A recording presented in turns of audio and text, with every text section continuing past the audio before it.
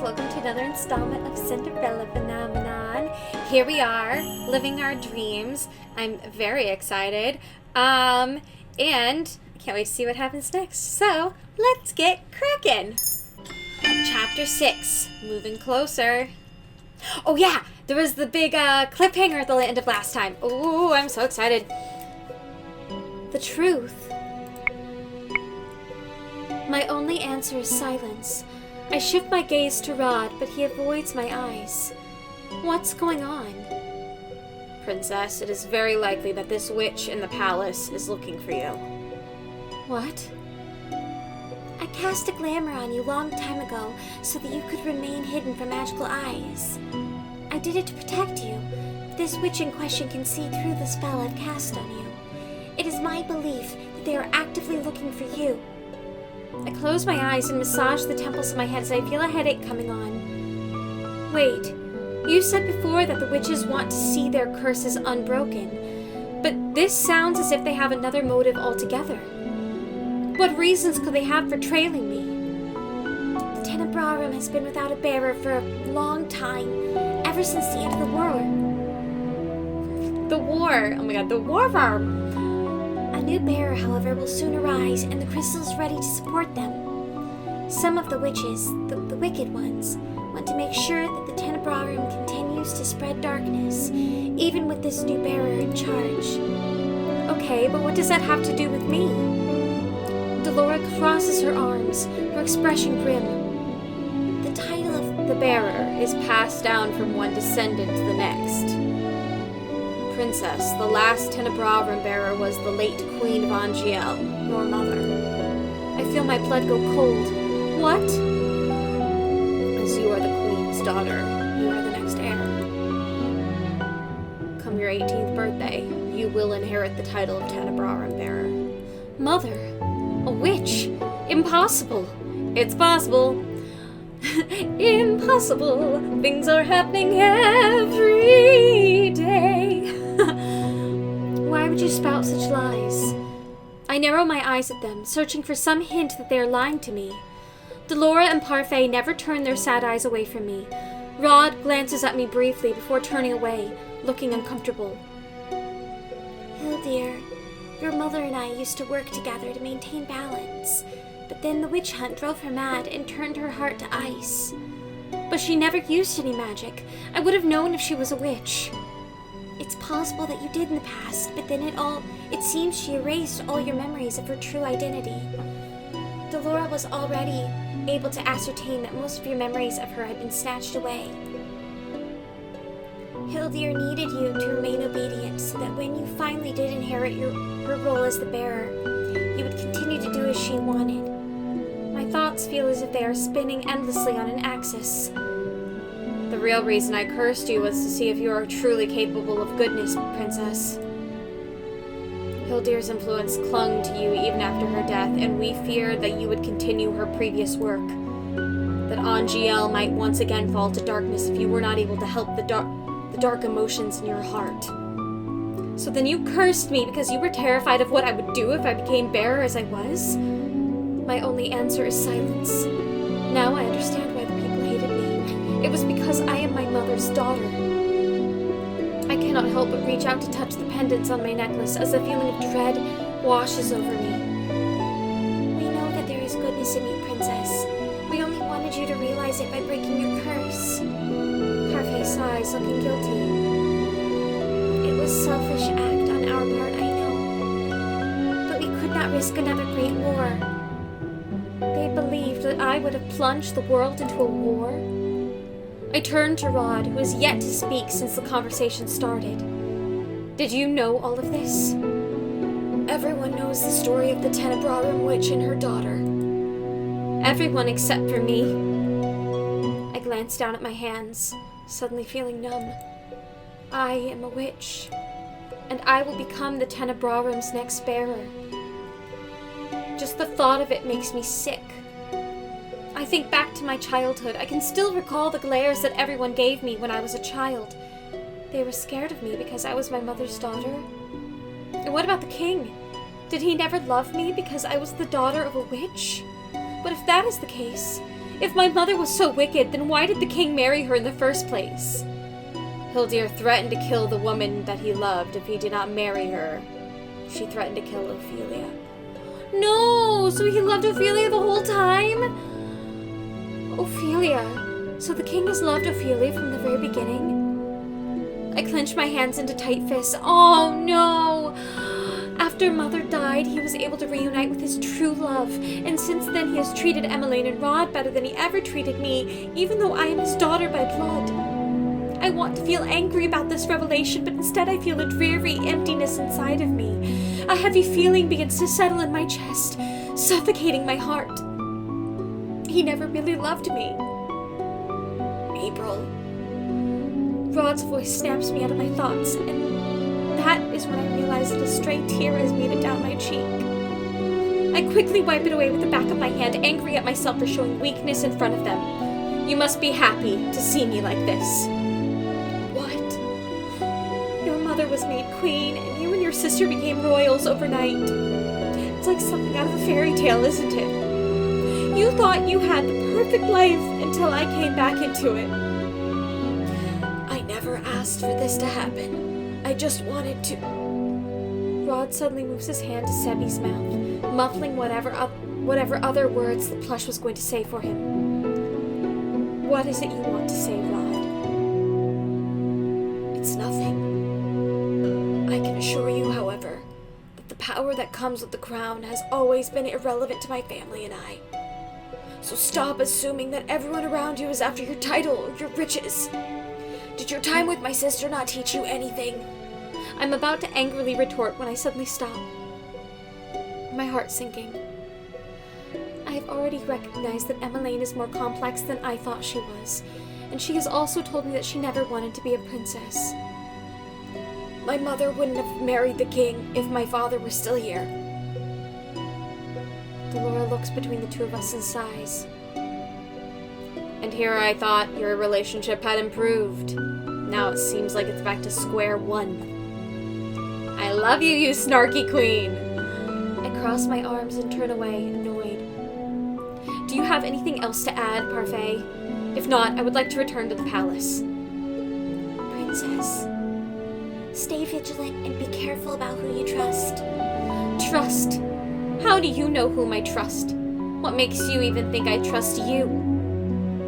Oh, the anger that I was expecting earlier suddenly rises to the surface.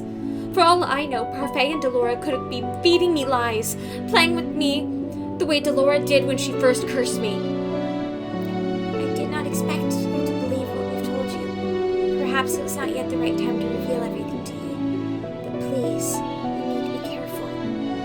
I stand up and look at them, my arms now hanging limply at my sides. How am I meant to trust anyone when all of you have been lying to me this entire time? If you don't believe us, then try asking the king who Hildir truly is. Oh, I never even thought about asking the king about Mother. Rod, you should watch your back too. It's possible that this witch in question could be plotting something against the royal family as well. They have been in the palace for a long time after all. She looks at me and then at Rod, her expression somber. I won't be able to stay with you anymore. I had to pick up and leave a few days ago because I was certain he'd caught a trace of my magic. He probably already has. I understand. Anyway, April is right to return to the palace now. Someone may notice your absence if you're gone much longer. You two should leave now. Let us know if you notice anything unusual. I will. We'll see you again soon, Princess. Remember, stay vigilant. What a load to dump on someone. Man. I feel like last time I learned that they were a lot more sensitive to me. Maybe was it further along last time? Or does it just feel that way? I'm not 100% sure. Rod and I leave the Marchen in silence. Here in the secret tunnels, we are suffocated under even more silence, but still neither of us makes an effort to speak. I'm still stuck inside my own mind, sifting through my troubled thoughts. I cannot reconcile the fact that the wicked witch who led the witches during the war was my mother. I did not even realize how many people hated my mother until after she had passed, and they spoke about how cruel a queen she was. I never understood why, since she has always been the perfect person in my eyes. I never connected my mother with the Tenebrarum mirror. But what Parfait and Delora just told me makes sense. Was I living a lie all those years? A lie that my mother crafted so that I remained cold and bitter even after she passed away? And Delora and Parfait say I am meant to inherit the power of the Tenebrarum from my mother. I do not want that burden. I almost bump into Rod's back when he suddenly stops walking. He turns around and looks at me with a serious expression. I cannot help but feel judged beneath the weight of that gaze. If you are going to tell me that you never wanted me as your partner because my mother was a witch, then... I wasn't going to say that. What? I won't lie. The first time I saw you, I thought you were like your mother. You were cold, harsh, and selfish. I never wanted to have anything to do with you. That was why I was so against this partnership, but you've changed. Rod's expression softens. As you and Em have grown closer, I have seen that you are not like your mother. She speaks fondly of you, and I can tell she really enjoys your company. That's why, even if I do not have plans to break my curse, I will still do what I can to help you break yours. Yes! It's the least I can do as your partner. I stare at Rod in shock. This is the first time he has ever been so nice to me. Why are you staring at me like that? I'm only doing this because you're important to my sister. Rod turns away, his face beet red. Liar. Rod reaches up to pinch Sebi's face. Ow!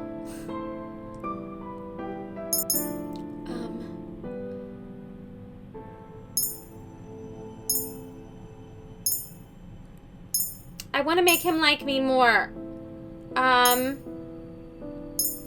I'm gonna compliment him. I think that's a stronger choice here. But I'm not 100% sure on this one. Who would have thought you were actually capable of being nice? What? Was that supposed to be a compliment? Oh shit. Yes, you are always so grumpy. I don't even think I've seen a genuine smile on your face before. I can say the same for you. Birds of a feather flock together then. Rod stares at me, dumbfounded. I cannot help but smile a little at his expression. Ugh. Do you really dislike the fact that we are so similar? Rod is still staring at me, wide-eyed.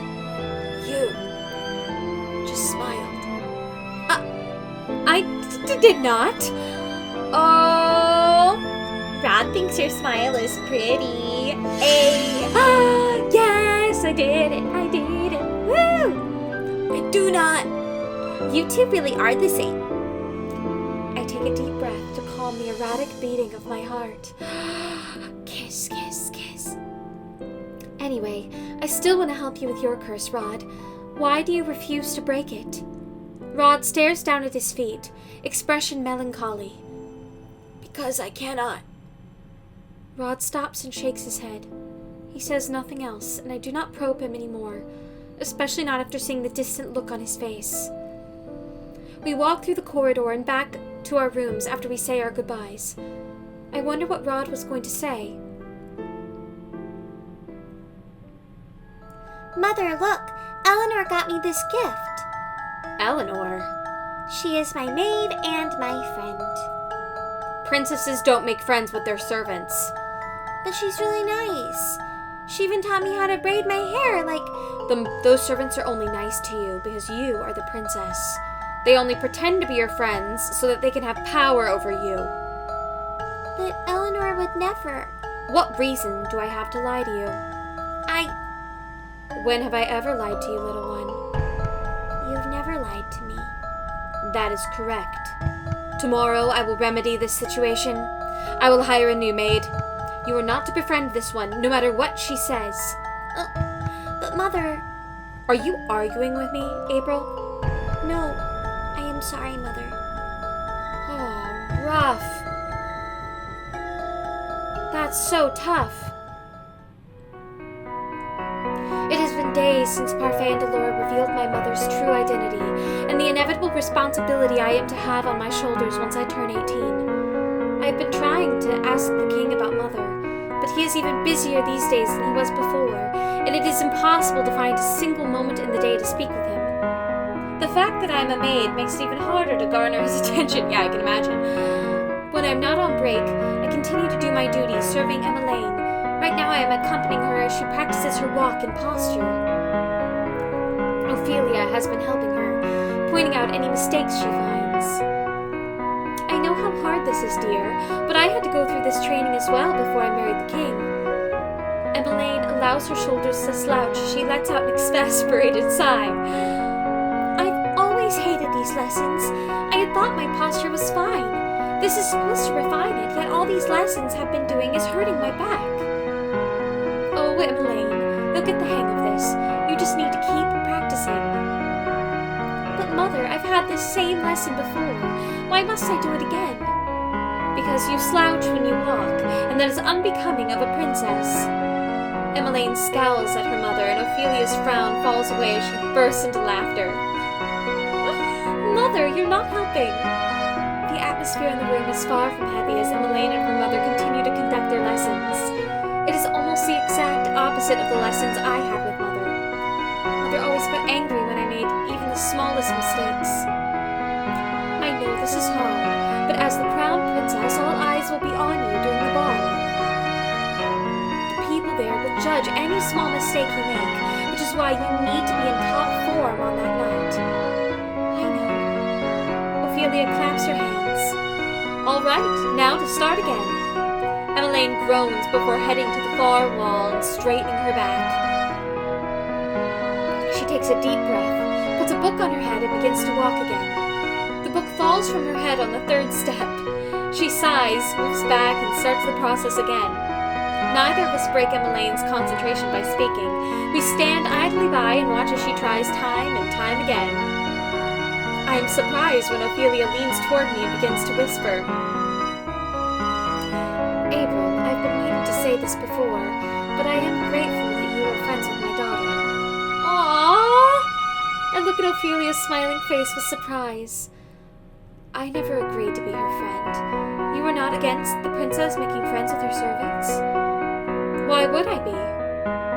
I actually wish more of the staff here wouldn't be so uptight, since I would love for Emmeline to be on good terms with the people who serve her. Besides, social status is never an obstacle to friendship. Ophelia shifts her gaze back to Emmeline, who is now picking up the book that has once again fallen from her head. No matter what your occupation or status, a friend is always a friend. You've given Emmeline the courage she needs to face the many challenges she has ahead of her.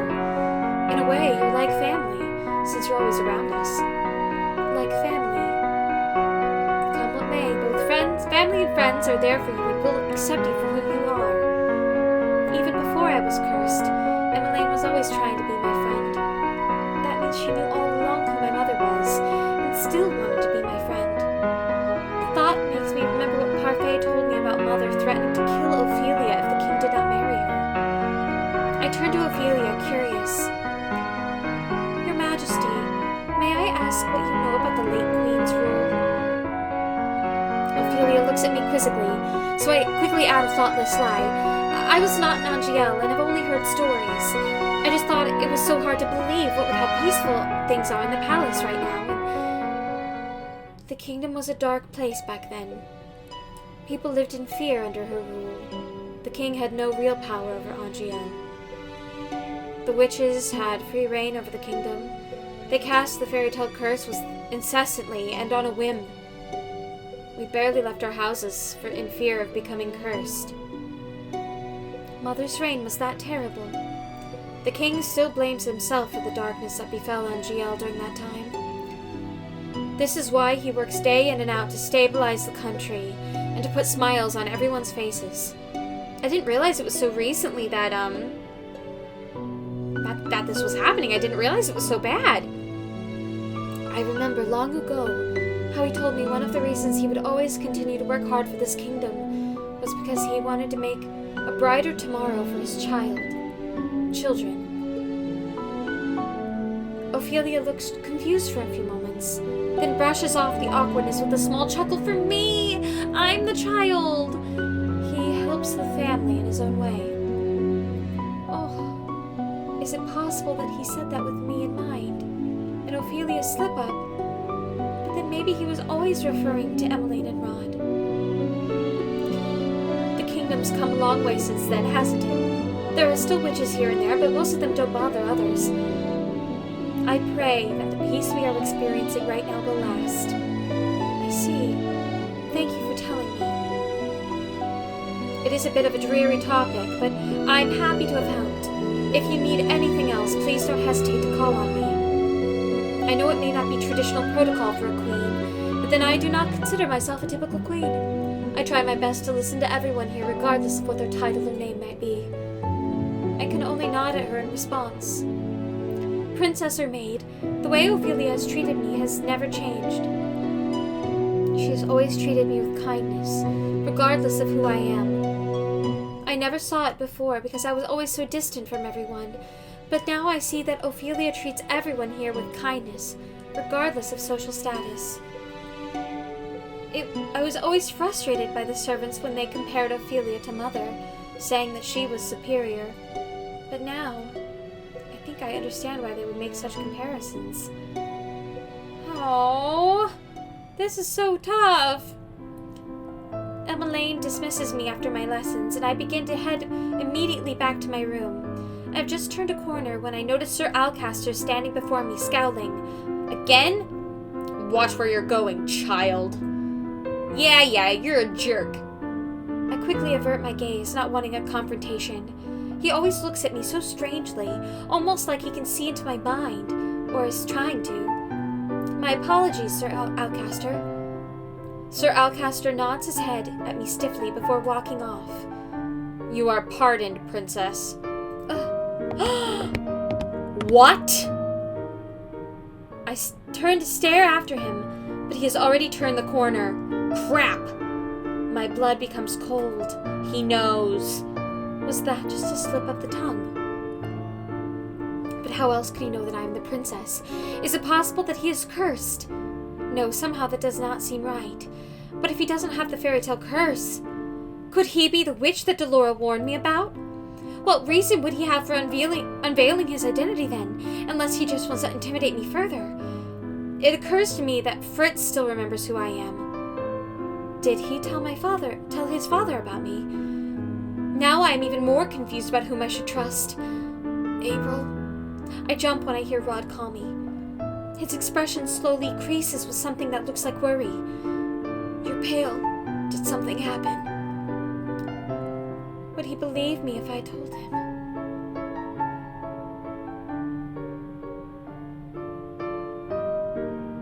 I feel like I need to tell him. Oh, crap! Sorry, guys. I feel like I need to tell him. I feel like that's the correct... Well, correct or not, I think that's what I'm gonna do. Sir Alcaster knows I am the princess. Do you think he is the witch Delora was talking about? I whisper the words to him, and he responds by raising his eyebrows, looking surprised. What makes you say that? This isn't just because of the standoffish way he acts, is it? You don't believe me. Rod sighs. I never said that I didn't. It's just that we can't just blindly accuse anyone without any real proof.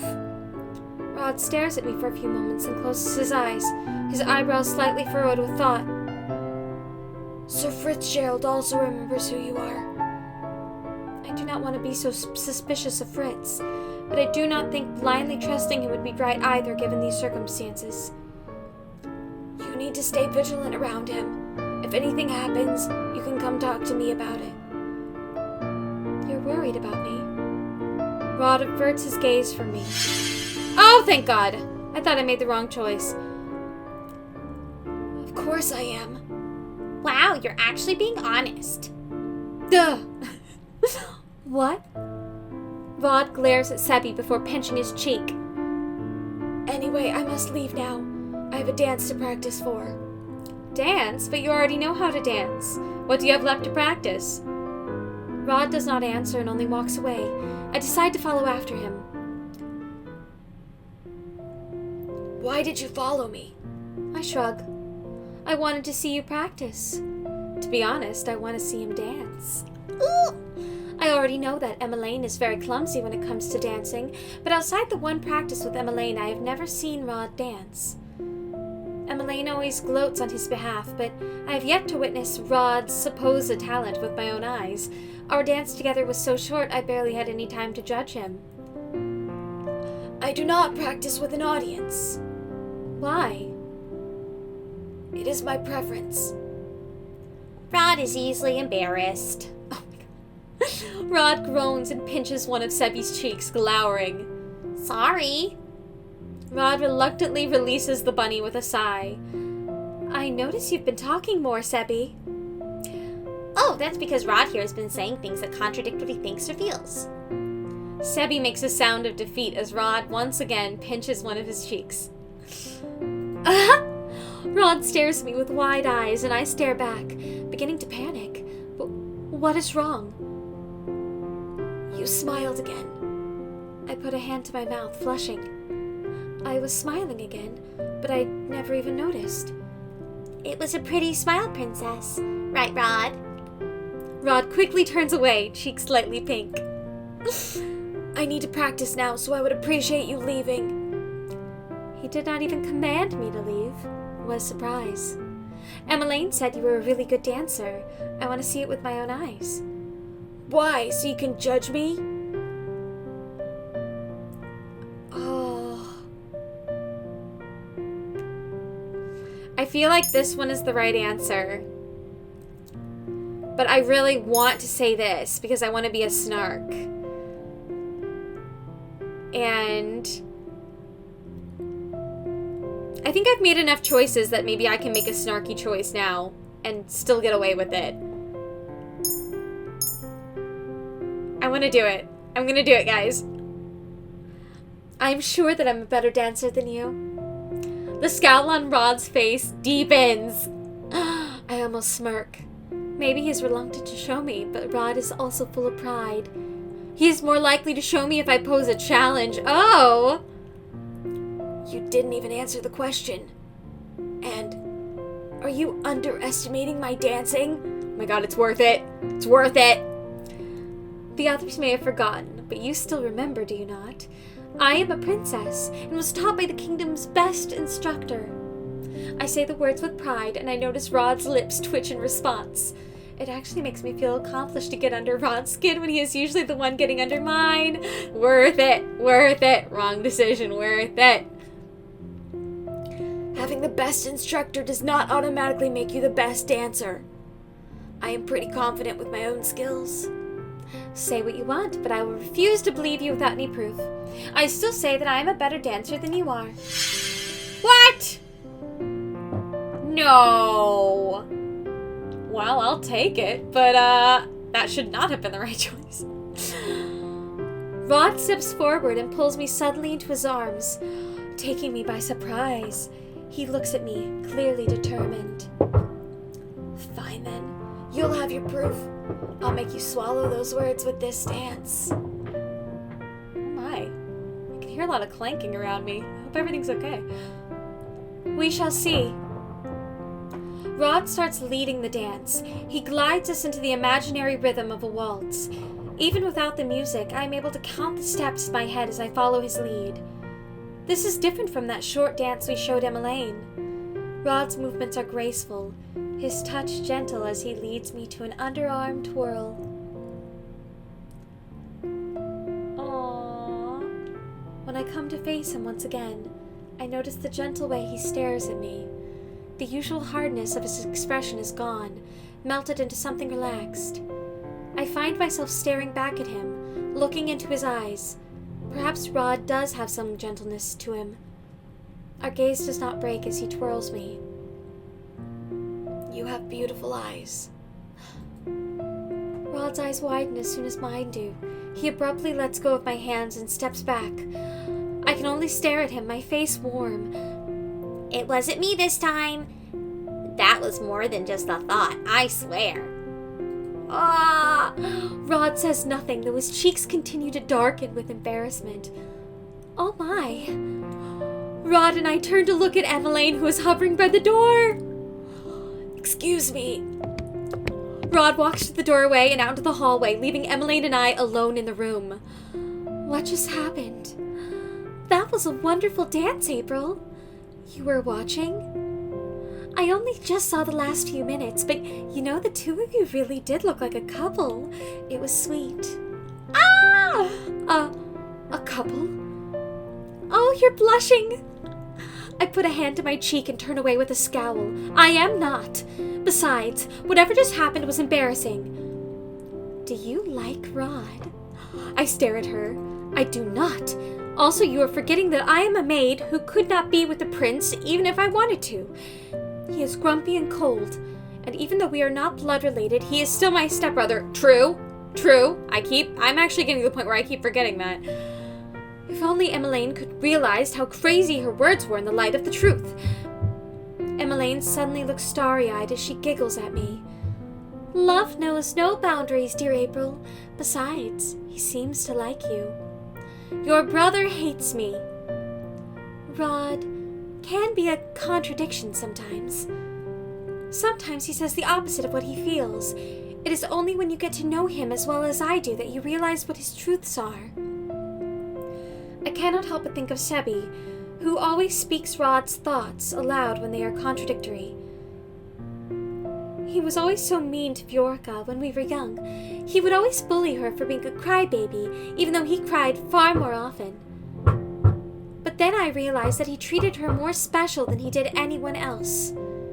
Back then I knew that he liked her.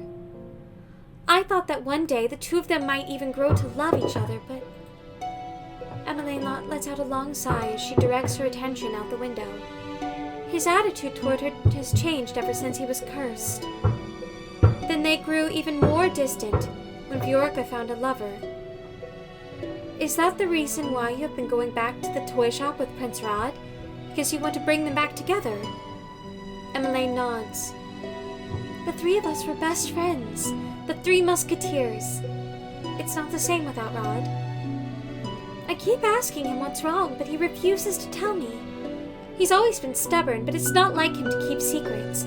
It's really frustrating because I have no idea what I should do to help him. I thought he was just being stubborn with me, but apparently no amount of prodding, even from his own family, will make him budge. Why is he being so difficult? I hope you do not mind me asking, but what do you know about his curse? Emmeline stares at me for a few moments before nodding. You are my friend, April, and I know that I can confide in you. I know that sometimes I'm not trusting enough, but I think Emmeline is still far too trusting. We only know that he has the mermaid's curse. I've read the story so many times, hoping that I can figure out some way to break his curse. I think back and realize that I had actually read the beginning of The Little Mermaid a long time ago, but I did not have the chance to finish it because I was caught by Mother. The Little Mermaid is about a mermaid who trades her voice for legs, right? Yes, she does it so she can be with her prince. Rod's voice was taken away, but I'm sure that he was given something in exchange. I've heard that the curses are derived from the original tales, but that they are twisted in some way to fit the format of a curse. I nod slowly, thoughtful. I have a strong feeling that Rod's curse is related to Viorka, but I cannot draw the connection. But still, Viorka might be the key to understanding his curse. If Rod will not divulge anything, the next best chance we have of understanding his curse might be something going through Viorka. Interesting. Oh! Okay, well this is where we're stopping for today. Interesting. Lots of new developments, lots of plot. I'm living for it, and I cannot wait to see what happens next. Okay, so feel free to follow me on the relevant social media, linking below. Like, subscribe, do the things, watch the previous videos if you haven't. And I'll see you guys next time. Bye!